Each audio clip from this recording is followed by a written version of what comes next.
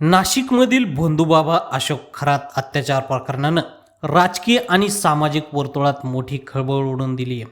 मात्र वर्षभरापूर्वी हे प्रकरण धैर्यानं उघडकीस आणणारे पत्रकार दत्तात्रय खेमनर यांनी आता आपल्या जीविताला धोका असल्याची भीती व्यक्त केली आहे. खेमनर यांनी असाही गंभीर आरोप केलाय की चाकणकर यांनी त्यांचे वृत्तपत्र बंद पाडण्यासाठी पोलिसांना पत्र दिलं होतं. सत्याचा पाठपुरावा केल्यामुळेच आता आपल्याला लक्ष केलं जात असल्याचं सांगत खेमनर यांनी तातडीनं पोलीस संरक्षणाची मागणी केली आहे. या प्रकरणानं नाशिकसह संपूर्ण महाराष्ट्राचं लक्ष वेधून घेतलंय. खेमनर, संपादक, दैनिक खबरदार पुढारी. कॅप्टन भोंदूबाबा संदर्भात 1 वर्षापूर्वी मी माझ्या दैनिक खबरदार पुढारी या वृत्तपत्रामध्ये बातमी प्रसिद्ध केली होती. त्याच बातमीच्या अनुषंगाने काल आपण बघितलं असेल का कॅप्टन भोंदूबाबावरती जो गुन्हा दाखल झालेला आहे अत्याचाराचा, त्यामुळे तो जेलमध्ये आहे.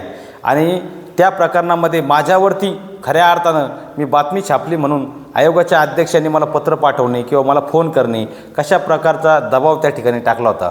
महिला म्हणून आपण राज्याच्या महिला अध्यक्षांचा रुपालीताईंचा नेहमीच सन्मान आपण केलेला आहे, राज्याने केलेला आहे. मी देखील एक महिला म्हणून त्यांचा सन्मान करतो. परंतु एखाद्या महिलेवरती अत्याचार झाल्यानंतर अत्याचार पीडित महिलेला न्याय द्यायचा सोडून ज्या प्रकरणामध्ये लोकशाहीमध्ये पत्रकारांना जो बातम्या छापण्याचा अधिकार आहे, लोकशाहीचा चौथा स्तंभ म्हणून पत्रकारांना ओळखलं जातं, आणि त्याच पत्रकाराला तुम्ही नोटीस पाठवता. SP साहेबांना नोटीस दिली. बरं, त्या नोटीसमध्ये तुम्ही उल्लेख केला की याच्यावरती गुन्हा दाखल करा, याचं दैनिक बंद करा, असा खुलासा देखील त्या नोटीसमध्ये आपल्या ऑफिसमधून आलेला आहे.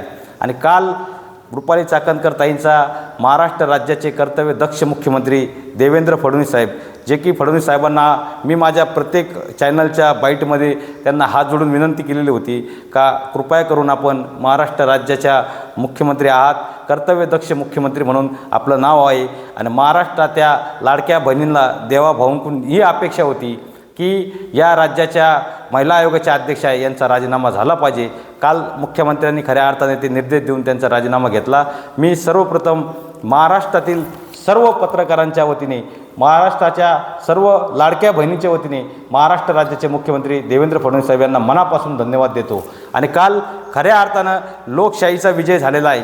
एखाद्या पत्रकाराने एखाद्या मुद्द्याला हात घातला आणि तो मुद्दा तडीत जातो, आणि 1 वर्षानंतर त्या मुद्द्यामध्ये एक महिला समोर येते, आणि समोर आल्यानंतर त्या महिलेने त्या ठिकाणी 376 सारखा गंभीर गुन्हा त्या कॅप्टन खरातवरती दाखल केला. आणि कॅप्टन खरातच्या कारनाम्याचे सर्व व्हिडिओ आपण माध्यमाच्या मार्फत बघत आहे.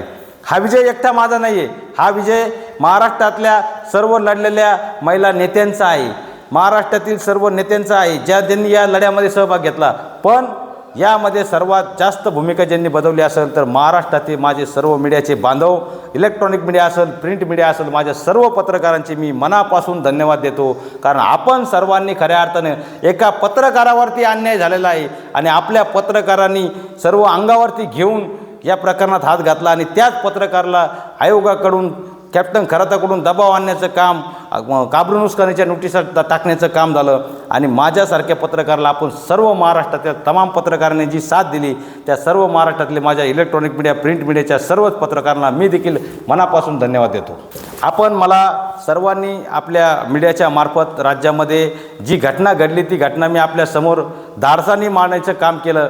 कारण की महाराष्ट्रातील माझ्या मीडियाचे सर्व बांधव माझ्यासोबत खंबीरपणे उभे राहिले, आणि महाराष्ट्रातील सर्व महिला नेता आज माझ्यासोबत आहे.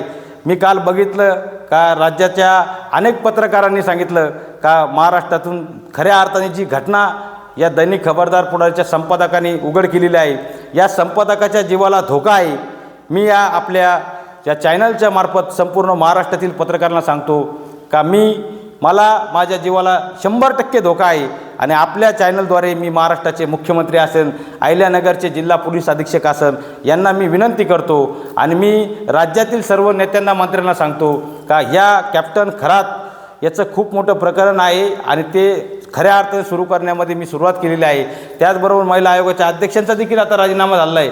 त्यामुळं माझ्या जीवितास धोका आहे. त्यामुळं मी राज्याचे कर्तव्यदक्ष मुख्यमंत्री यांना विनंती करतो, आणि महाराष्ट्राच्या मी सर्व पत्रकारांना विनंती करतो, आपण आता महाराष्ट्राच्या मुख्यमंत्र्यांना दत्ता खेमनर यांना पोलीस संरक्षण द्या अशी मागणी करा.